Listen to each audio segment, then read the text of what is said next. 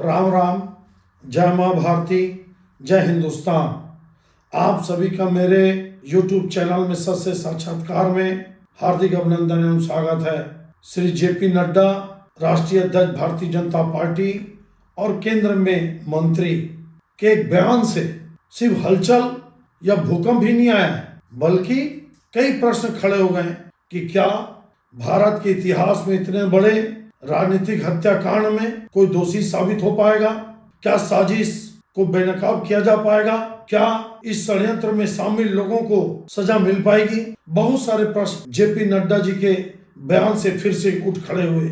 JP Nadda ji भी 3 दिन पहले छत्तीसगढ़ आए थे। जांजगीर में उन्होंने बयान दिया कि जो बस्तर का झीरम कांड हुआ था, जिसमें शहीद विद्या भैया, शहीद महेंद्र कर्मा जी, शहीद नंद कुमार पटेल जी, उनके युवा होनहार बेटे शहीद दिनेश पटेल जी, शहीद योगेंद्र शर्मा जी जैसे, उदय मुदलियार जी जैसे 32 बड़े कांग्रेसी अग्रिम पंक्ति के मार दिए गए थे, उनकी हत्या कर दी गई थी। और पूरी तरह से सिर्फ हिंदुस्तान ही नहीं, पूरे दुनिया में इस हत्याकांड की गूंज सुनाई दी थी जब इस विभत्स और जघन्य हत्याकांड को अंजाम दिया गया था। याद करिए, एक तरफ डॉक्टर रमन सिंह जी मुख्यमंत्री थे 2013 25 मई दोपहर को 3-4 बजे झीरम घाटी, जब कांग्रेसियों की परिवर्तन रैली उस समय के दमदार प्रदेश अध्यक्ष शहीद नंद कुमार पटेल जी के नेतृत्व में सुकमा से जगदलपुर आ रही थी, तब इस झीरम घाटी में इस हत्याकांड को अंजाम दिया गया। बताइए, 8-8 9-9 गोली खाने के बाद 6-6 घंटा खून से लथपथ 80 साल के शहीद विद्या भैया, जो 9 बार के सांसद, 30-40 साल केंद्रीय मंत्री, वो रोड में पड़े रहे। शहीद महेंद्र कर्मा जी को 100 गोलियां मारी गई, 50 से चाकू से ज्यादा वार किए गए और उनके लाश पर चढ़कर नक्सलियों ने नाचा, क्योंकि जिन लोग को नक्सली बंधक बनाए थे, बहुत सारे लोग थे जिनको बाद में छोड़ दिया गया, उन लोगों ने अपना दृश्य जो देखा वो बताया। नंद कुमार पटेल जी को खोज कर नाम पूछकर मारा गया। उनके बेटे, बताइए, उनको राजनीति से कोई लेना देना नहीं। अपने पिताजी को मदद करने के लिए मल्टीनेशनल में काम करने वाला वो युवा लड़का अपने पिताजी के साथ था, उसको भी खोज कर नाम पूछकर मारा गया। तब शक हुआ, तब साजिश की बू आई, तब लगा कि कोई ना कोई षड्यंत्र है। फिर कवासी लखमा जी, इतने बड़े विधायक का वहां से बच निकलना, एक भी बड़ा नेता नहीं बचा। इतना अंधाधुंध 2 घंटे तक गोली चलाए। कहां थी रोड ओपनिंग पार्टी, कहां थी सिक्योरिटी? 2013 की बात आपको बताऊं मैं, इतना घोर नक्सली एरिया था ये, जहां पर एक नेता भी जाता था, पर्याप्त सिक्योरिटी के साथ, रोड ओपनिंग पार्टी के साथ उसको भेजा जाता था। यहाँ तो पूरी की पूरी कांग्रेस पार्टी थी, केंद्र में कांग्रेस की सरकार थी। अगर डॉक्टर रमन सिंह जी दोषी है तो केंद्र की डॉक्टर मनमोहन सरकार को क्यों दोषी नहीं ठहराया जाएगा? उन्होंने क्यों जांच नहीं की? क्यों उन्होंने पर्दाफाश नहीं किया? क्यों उन्होंने राज्य सरकार के खिलाफ एक्शन क्यों नहीं लिया? उसके बाद 2013 में छत्तीसगढ़ की पुलिस जांच करती है, फिर न्यायिक आयोग बनता है 1 सदस्यीय, फिर NIA बनती है, फिर भूपेश बघेल की सरकार छत्तीसगढ़ में बनती है, तब SIT गठित होती है। उसके बाद 2021 में 2 सदस्यीय फिर न्यायिक आयोग बनता है, लेकिन कोई ठीक से जांच नहीं। वो ट्रक ड्राइवर कौन था जिसने इस यात्रा को, काफिले को रोका?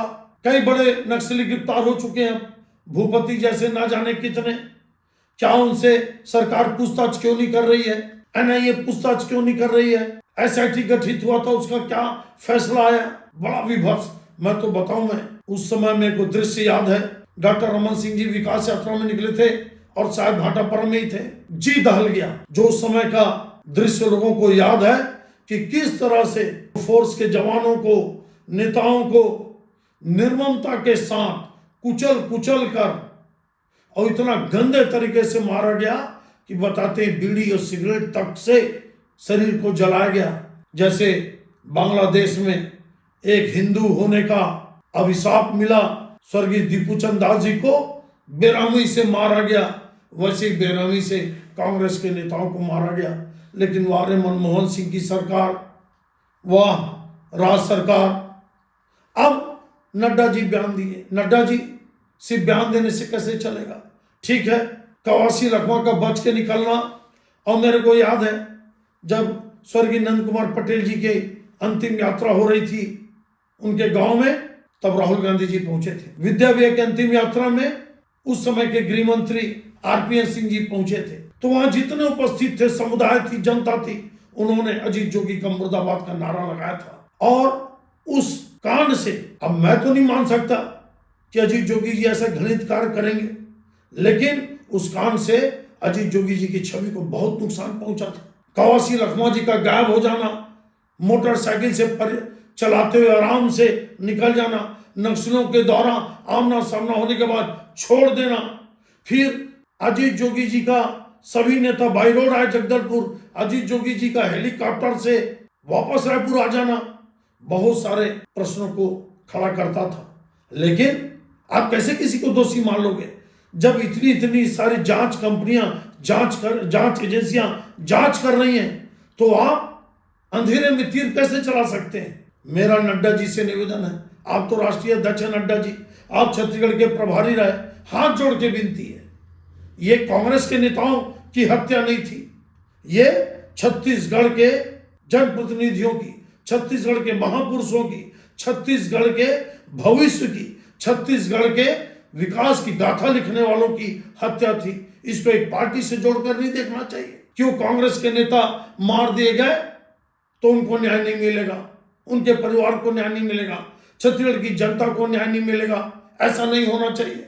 भारतीय जनता पार्टी का जब एक नेता मारा जाता है तब भी गुनाहगार को सजा मिलनी चाहिए। यहाँ तो इतना बड़ा हत्याकांड हो गया, नक्सलियों ने किसके कहने से एम्बुश लगाया, नक्सलियों ने किसके कहने से, मेरे को तो यहाँ तक जानकारी मिली थी कि एक 1.5 महीना से ये तैयारी कर रहे थे इस हत्याकांड को अंजाम तक पहुंचाने के लिए। फिर राज्य सरकार की LIB कहाँ थी, राज्य सरकार का इनपुट कहाँ था, कहाँ थे वो पुलिस अधिकारी, कहाँ थे वो एजेंसियां? बहुत सारे प्रश्न हैं, बहुत सारे, इनका निराकरण होना जरूरी है, दोषियों को सजा होना जरूरी है। अगर किसी ने नक्सलियों को सेट कर नेताओं को मरवाया गया, क्योंकि लोगों का ये कहना था कि शायद 2013 में ही नंद कुमार पटेल जी के नेतृत्व में कांग्रेस सरकार बना लेती। ये चर्चा है, देखिए आप, ये सब जो चर्चा है मैं जिसको बोल रहा हूं, और मेरे को तो सत्य बोलना ही पड़ेगा। जो चर्चा थी उसको बात आप सबके सामने रखना ही पड़ेगा। तो ये माना जा रहा था कि क्या कई लोगों ने मिलकर, कई लोगों ने अक्रॉस द पार्टी लाइन, क्या नंद कुमार पटेल जी को रोकने के लिए कि वो सीएम ना बन पाए, या विद्या विहार सहित, महेंद्र कर्मा सहित जैसे नेता पावरफुल ना हो पाए, फिर से वो सत्ता के केंद्र में ना पाए, क्या सब मिलकर साजिश रचे? सबका पर्दाफाश होना चाहिए। सिर्फ बयान देने से आदरणीय नड्डा जी हम लोगों के, छत्तीसगढ़ के लोगों के जख्मों पर मरहम नहीं लगेगा। आपसे निवेदन है, फिर से मैं बोलता हूं कि आप इतने बड़े नेता हैं, राष्ट्रीय अध्यक्ष हैं, केंद्र में मंत्री हैं और छत्तीसगढ़ के प्रभारी रह चुके हैं, आप तत्काल जांच कराइए। अब तो नई नई टेक्नोलॉजी आ गई, कई सारे नक्सली जो उस हत्याकांड में उस समय शामिल थे उनसे पूछिए, पता करिए। अब तो आंध्र प्रदेश में भी आपकी सरकार है, छत्तीसगढ़ में भी आपकी सरकार है, केंद्र में भी आपकी सरकार है, हमारी सरकार है। मेरे को लगता है कि बयान देने के बाद उन जितने भी षड्यंत्रकारी लोग अगर हैं, साजिश के तहत जिन लोगों ने ऐसे देश के अमूल्य धरोहर नेताओं की हत्या की, उनको सजा मिलना चाहिए, उनको दंड मिलना चाहिए, कठोर से कठोर दंड मिलना चाहिए, और छत्तीसगढ़ की जनता को और उनके परिवार को न्याय मिलना चाहिए। मैं एक बार प्रभु राम जी से विनती करूंगा कि जितने भी मेरे जनप्रतिनिधि नेता जिनकी हत्या की गई, सबको अपने चरणों में स्थान दें, उनकी आत्मा को शांति प्रदान करें। और उम्मीद करता हूं कि नड्डा जी देश के यशस्वी प्रधानमंत्री और गृह मंत्री अमित शाह जी से बात करके और कड़ा से कड़ा स्टेप उठाकर जांच करेंगे और दोषियों को दंडित करने का प्रयास करेंगे। सिर्फ प्रयास नहीं, दंड जरूर दिलाएंगे। यही आज का मेरा आकलन है। बड़ा दर्द भरा वो 25 मई 2013 की ये हत्याकांड की बात है, बड़ा जी दहल जाता है। ये आकलन समीक्षा आपको कैसा लगा आप जरूर बताइए, और आप भी हमारे साथ आवाज मिलाकर जितने भी दोषी लोग हैं उनको कठोर दंड दिलाने के लिए एक स्वर में आवाज उठाइए। आप सबका धन्यवाद। पुनः सभी शहीदों को पुण्य स्मरण करते हुए भावपूर्ण विनम्र श्रद्धांजलि। जय छत्तीसगढ़, जय माँ भारती।